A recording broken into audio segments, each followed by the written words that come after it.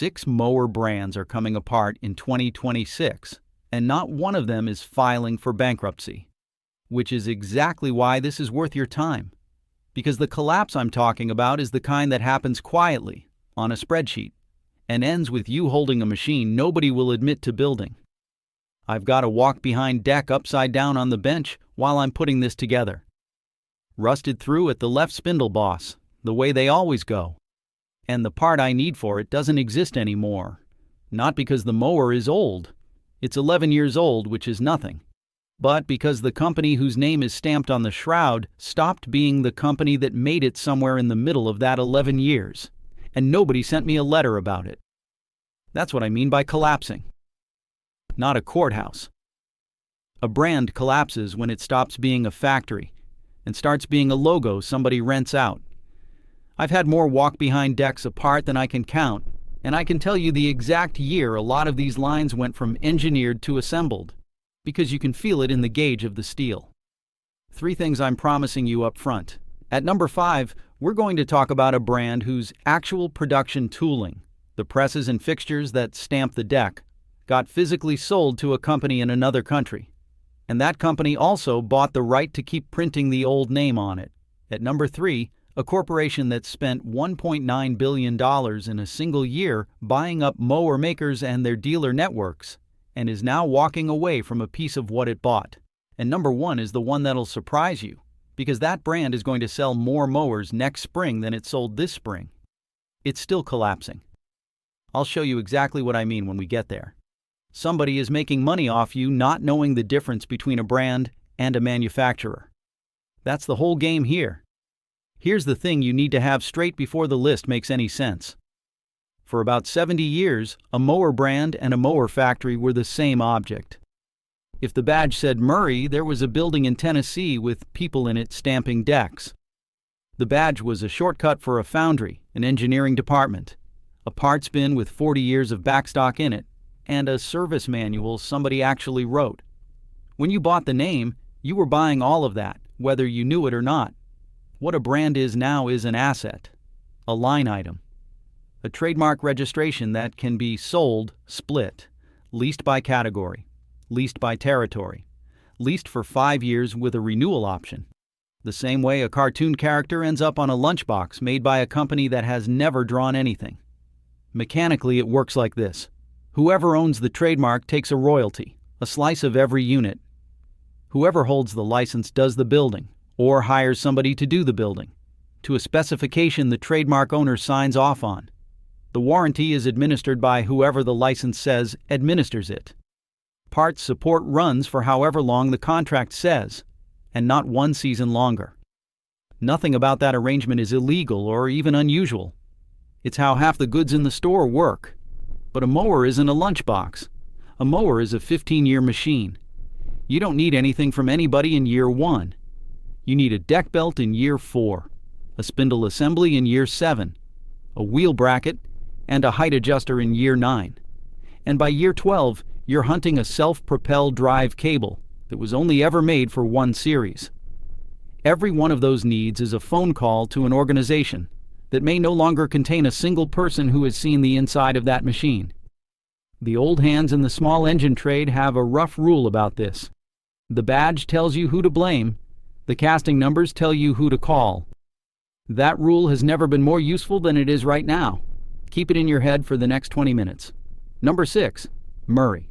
I'm putting this one first, and I'm keeping it short because there's not much left to autopsy. Murray moved enormous volume through mass retail. For a stretch, it was the brand on more American lawns than anything else. Sold on price and sold by the truckload. The company behind it didn't survive, and the name landed at Briggs & Stratton, which still lists Murray on its roster of brands alongside Snapper, Simplicity, Ferris, and Vanguard. Now, sources genuinely disagree on when Murray stopped being a company in its own right. And some of what's floating around online has the timeline badly wrong. I'm not going to pretend I've nailed it down. What isn't in dispute is where the name sits today and what it does there, which is decorate entry-level equipment. It's the finished version of what the other 5 are in the middle of becoming. Look at it as the before and after photo, then let's go find out how it happened. Because the next one didn't just lose its factory. Somebody bought the machinery. Number 5. Poulan Pro. If you've been buying yard equipment for 30 years, you remember Poulan as a chainsaw name out of Shreveport, Louisiana. Started by a man who actually cut timber, and it built a real reputation before it got absorbed. Electrolux bought it in the 80s. When Electrolux spun its outdoor division off into Husqvarna Group in 2006, Poulan went with it. And for years, Poulan Pro was Husqvarna's budget shelf. Walk-behinds, riders, blowers, trimmers, sold through home centers and hardware stores with a black and gold color scheme. Here's the part most people don't know. In 2022, a company called Valsi in Mexico bought tooling from Husqvarna for building walk-behind mowers, and along with the steel, bought the rights to manufacture outdoor power equipment under the Poulan Pro name. Read that again slowly. Not a sourcing agreement. Not a contract build. The physical means of production and the name, moving together out of the parent and into somebody else's building. I'll flag my confidence here honestly. That specific transaction is thinly documented in public.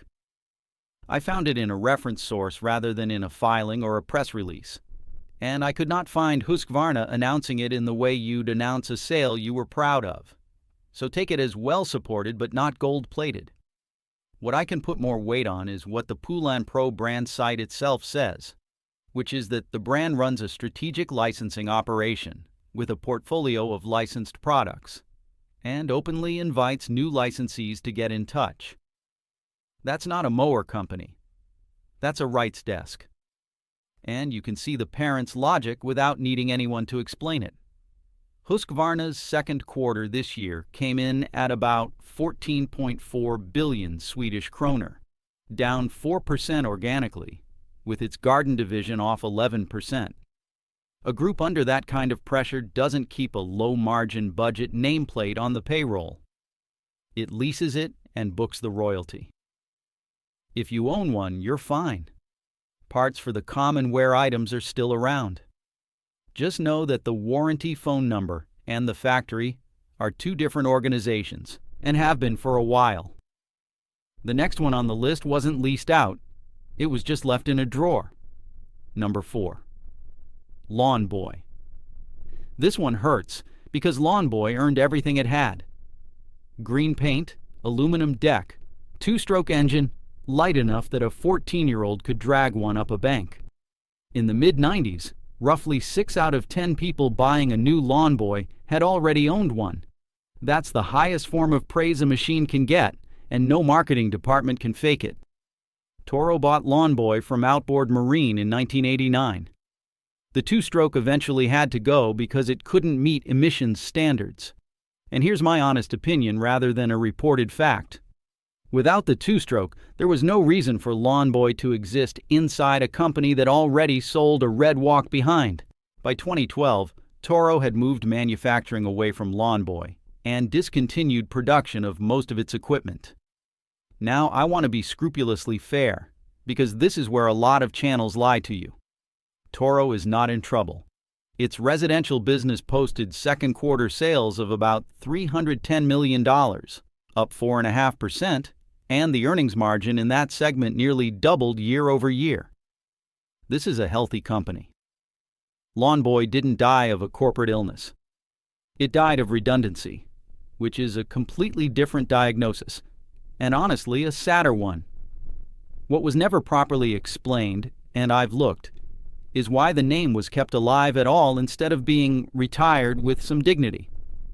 I don't have an answer. My suspicion is that a trademark with that much residual goodwill is worth more sitting quietly on a shelf than it is written off, and quiet is cheap. But that's me reasoning, not me reporting. If a Lawn Boy in a barn sale has a working 2-stroke, buy it. That machine is a better mower than most of what's for sale new. Just don't confuse it with the badge. Now, you're 4 in, you've seen 2 brands leased and 1 shelved. and everything so far has been the slow version. From here it gets faster and a lot more expensive, and it stops being about dead names and starts being about equipment sitting on the sales floor this weekend. If this is the kind of breakdown you want more of, subscribe, because the next 3 are the ones with money and lawyers behind them. Number 3 involves a $1.9 billion shopping trip, and a decision made this year that most dealers are still finding out about. Number 3. Cub Cadet. International Harvester launched Cub Cadet in 1961 to get into residential garden tractors, and those early machines were genuinely overbuilt. Cast iron, driveline components sized like farm equipment, the kind of thing people still restore. Harvester broke up in the 80s. MTD ended up with the brand, and MTD ran it for decades out of Valley City, Ohio. Then, in 2021, Stanley Black & Decker bought the remaining 80% of MTD it didn't already own for $1.6 billion. And in the same stretch picked up Excel Industries, the hustler and big dog people in Heston, Kansas, for another $375 million. Call it $1.9 billion for the pair. What they were buying, in their own words, was scale in outdoor and access to dealers. MTD brought roughly 8,000 employees, and Excel alone came with 1,400 independent dealer outlets that stock, sell, and service. That's the setup. Here's the turn in the story. In February of this year, Stanley Black & Decker told investors it plans to phase out manufacturing of its gas-powered walk-behind outdoor product lines. Not sell them. Phase out the manufacturing. The company put numbers on it. Roughly $120 to $140 million of revenue coming out in 2026, and another $150 million in 2027.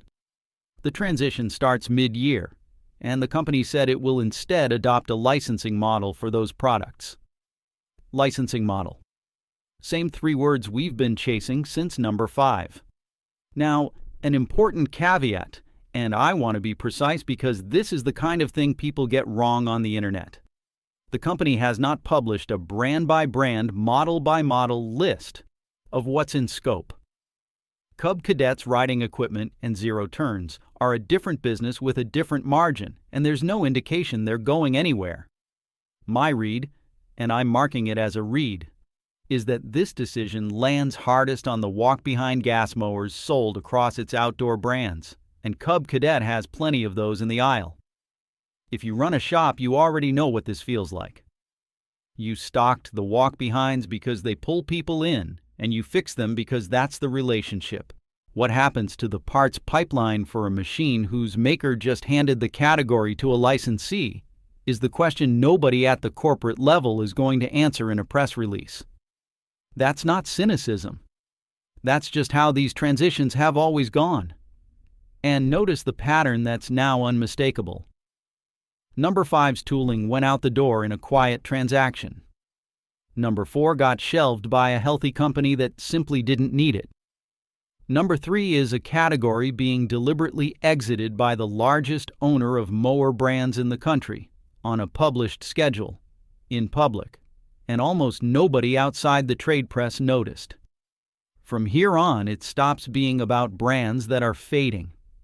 Numbers 2 and 1 are brands that are growing. Bigger displays, more shelf space, more units, while the thing behind the name gets hollowed out. And number 1 is going to make you look at your own garage. Number 2. Troy-Bilt. Troy-Bilt's reputation was built on tillers. Roots going back to the 30s, and for a long while a Troy-Bilt rear-tine tiller was the machine you borrowed from the neighbor who had the good one. Cast iron gear case, forward and reverse, heavy enough to stay in the ground. That's the equity in the name. Same ownership chain as Cub Cadet, MTD for decades, then Stanley Black & Decker from 2021. But look at where the Troy-Bilt name actually lives today. Mass retail. Gas walk-behinds, string trimmers, small riders, tillers. It is overwhelmingly a consumer brand sold on price against Craftsman and the store brands, in exactly the category the parent just announced it's exiting from a manufacturing standpoint. There's a second force working on it too, and I want to give it fair weight rather than hand-wave it. Two things are squeezing the gas walk behind from opposite ends. On one side, battery. On the other, robots. And this is where I have to tell you the numbers are a mess. The research firms tracking robotic mowers can't agree on the size of the market within a factor of 4 for this same year. One house puts it under $3 billion globally. Another puts it near 12. I'm going with the conservative end when I think about it, because I don't trust a forecast that far apart from its neighbors. And anybody quoting you one of those figures as fact hasn't read the other one. What isn't in dispute is direction. Wire-free navigation has gone from premium to mainstream in about 2 seasons. Decent residential units start around $800, and the mid-range runs $1,500 to $2,500. And the manufacturers pushing hardest on price are the ones with no legacy dealer network to protect. If you're a corporation deciding which product lines to keep building yourself, a low-margin gas push mower with a shrinking future and a rising compliance burden is the easiest thing on the list to hand to somebody else. So Troy-Bilt survives. The displays stay up. The machine behind the display changes hands. And you, standing in the aisle in April, get told nothing. Which brings us to the one I said you wouldn't guess. Number 1, Craftsman. I know. Craftsman is everywhere. It's on more retail square footage than it's had in 20 years. The ad spend is heavy. The color is unmistakable from 40 feet away. And if you look at units moved, the brand is not collapsing by any measure a shareholder would recognize. That's precisely why it belongs at number 1. Every other name on this list is collapsing visibly, and this one is collapsing invisibly, which is worse, because you can't see it coming, and neither can the guy at the register. Track what's actually happened to this name. Craftsman was Sears's house brand, and it meant something specific.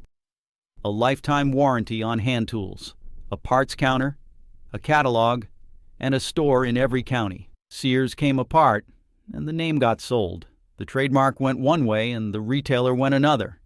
And for the first time, the badge and the institution behind it were separate things. Stanley Black and Decker bought it and rebuilt it into a full outdoor and tool line, and credit where it's due, put real product behind it. And now the same owner has told investors it is phasing out manufacturing of its gas walk-behind outdoor lines and moving to a licensing model, beginning this year, with $120 to $140 million of revenue exiting in 2026 and another $150 in 2027. So follow the logic all the way through. A brand that was already sold once from the company that created it now has a category within it being handed to a licensee to build. The name has been decoupled from the manufacturer twice. 2 separate times, the meaning got stripped out and the label kept walking. Here's what that looks like on the shelf next spring, and this is the part I want you to hold on to. The mower will be the same red. The model number will follow the same convention. The box will carry the same heritage language and probably a founding year. The price will be within $20 of this year. And the entity that designed it, tooled it, tested it, and stands behind the spindle in year 7 may be a completely different company on a different continent. And there is no sticker, no disclosure, and no requirement anywhere that anybody tell you. To the person about to buy a gas walk behind this weekend, you are not doing anything wrong. It might be a perfectly good mower. Licensed manufacturing isn't automatically bad manufacturing, and I've seen licensee-built equipment that was better than what it replaced. What you are doing is buying a warranty and a 15-year parts relationship from an organization you cannot identify from anything printed on the machine. That's the trade. Nobody's going to say it out loud, so I will. Now let's talk about who benefits from you not knowing that. There's a word doing an enormous amount of work in this industry, and the word is the brand name itself. Trusted since whenever. American icon. Built on a legacy of quality.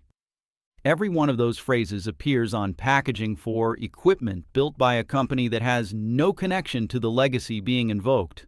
And that is not an accident or sloppy copywriting. It is the entire commercial purpose of the transaction. Ask the question that clears it up. Whose legacy? Because a trademark can be sold, but a reputation can't. A reputation lives in the machines people already own and the shops that fix them. When a nameplate changes hands, the buyer gets the trademark, and you get to keep believing the reputation transferred with it. That gap between the two is the product. That gap is what's being monetized. And here's the arithmetic, which is more damning than any adjective I could put on it. A corporation removes roughly $130 million of manufacturing revenue from its own books next year, and another $150 the year after. Nearly $300 million of building things gone from the ledger. But the names stay. The retail space stays. The royalty comes in with no factory attached, no tooling to maintain, no emissions certification to fund, no warranty exposure sitting where it used to sit. Margin goes up. Revenue goes down. That is a perfectly rational decision, and I'd probably make it too if I ran the place. What's not rational, what is, in fact, straightforwardly a transfer from you to them, is that the price on the shelf does not move. You keep paying the brand premium after the brand stopped being the thing you were paying a premium for. You paid extra for the name because the name meant a factory, an engineering department, and a parts bin. The factory left. The name stayed. The price stayed. You're the only one in the transaction still operating on the old definition, and the timing is worse than that. You find out at the exact worst moment, not at purchase, when you could choose differently, but in year 7 standing at a counter, when a spindle assembly is on back order forever, and a very apologetic person on the phone explains that this model was built under a previous arrangement. That's not fraud. Nobody lied. That's just a sentence somebody wrote into a licensing agreement years ago about how long parts support runs, and you weren't at the table and were never going to be. There's no conspiracy here. It's a decision made by people optimizing for margin, and the cost of it rolls downhill until it lands on the person with a mower that won't start and no one to call. But you know the sentence now. It won't work on you again. I want to say something about names because I think it's the actual subject of this whole list. A name on a machine used to be a promise made by people who could be found. Somebody in Brentwood, Tennessee, or Valley City, Ohio, or Shreveport, Louisiana, put their company's word on a deck. And if the deck was junk, the complaint had somewhere to go. That's not sentimentality. That's an accountability structure built out of geography and payroll. It worked because it was hard to run away from. What's replaced it isn't evil. It's just abstract. The promise now lives in a contract between two parties, neither of whom you'll ever meet, and the thing that used to bind them to the machine is a royalty rate. Nobody chose to destroy anything. Everybody made a defensible decision, and the sum of those decisions is that a 50-year-old name can mean nothing at all while looking exactly the way it always did. So judgment moves. It used to be you could outsource your judgment to a brand, and that was efficient and mostly correct. Now the work comes back to you.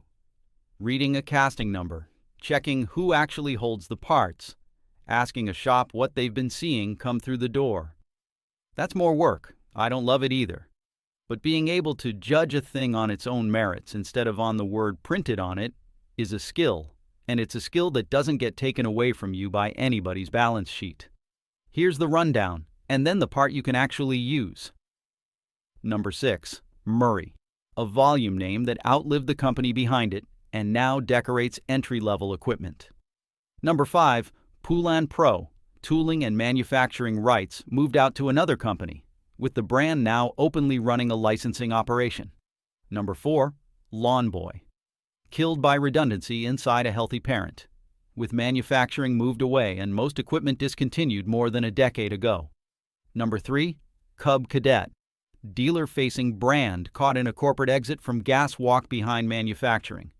Number 2, Troy-Bilt, a mass retail brand whose core category is the one being licensed out, squeezed by battery from one side and robots from the other. Number 1, Craftsman, a name decoupled from its manufacturer twice, growing on the shelf and hollowing out behind it. Now the procedure, because a rule of thumb won't help you, and this will. 4 steps, run it on any mower before you buy. 1. Find the data plate and write down the model number and the serial prefix. Then search that exact string against a parts supplier. Not the brand's own site, an independent one. If you get a full exploded diagram with spindles, brackets, and cables in stock, that machine has a real support chain. If you get a listing with 3 items on it, walk. 2. Look for the manufacturer's name and address on the plate or the engine shroud, not the badge. If the entity there isn't the brand, you now know you're in a licensed or contract-built machine, and you can price it accordingly. 3. Ask a shop, an independent one, not the retailer, what they see fail on that series and whether they can get parts. 2 minutes on the phone. They'll tell you the truth because they have no reason not to. 4. Compare the warranty term against the parts availability you found in Step 1. If the warranty is 3 years and the parts trail goes cold, the warranty is the only support that exists, and you should treat year 4 as the end of the machine's life when you're deciding what it's worth. That's it. Do it tonight, on the mower already in your garage. Go out with a flashlight, find the plate, and run the Step 1. 20 minutes from now, you'll know whether the thing you already own is supportable for the next 10 years, or whether it's on borrowed time. And that single piece of information changes whether you fix it this fall or start watching for a replacement now, on your schedule, at your price, instead of in July with grass to your knees. Now, some of you are going to disagree hard with this, and I want you to. Specifically, dealers, service managers, and anybody who's worked inside one of these companies. If I've got the shape of the walk-behind exit wrong, or if you know how the parts obligations actually get written into these agreements, come put it in the comments and bring the detail with you. I'd rather be corrected in public than be confidently wrong for another year. And the trade people who read these comments will get more out of your paperwork than anything I said in the last half hour. And if you've got a machine that proves the opposite, an orphaned brand that's been dead flat reliable for 20 seasons, parts and all, say so because that's evidence too, and I'll take it seriously. I read the replies. All of them eventually, including the ones that start by telling me I don't know what I'm talking about. Some of the best information I've ever gotten arrived exactly that way. There's one thread here I deliberately didn't pull, by the way. Engines. Because everything I just said about deck badges applies double to what's bolted on top of them, and the ownership map of small engine manufacturing is stranger than the mower side by a distance. I'm still working out how much of it I can actually document. If that's the kind of thing you'd want to sit through, stick around. That's where I'm digging next. Go find your data plate. Whatever it says, you'll know more about your own mower tonight than you did this morning. And that's the only thing on this list that nobody can license away from you.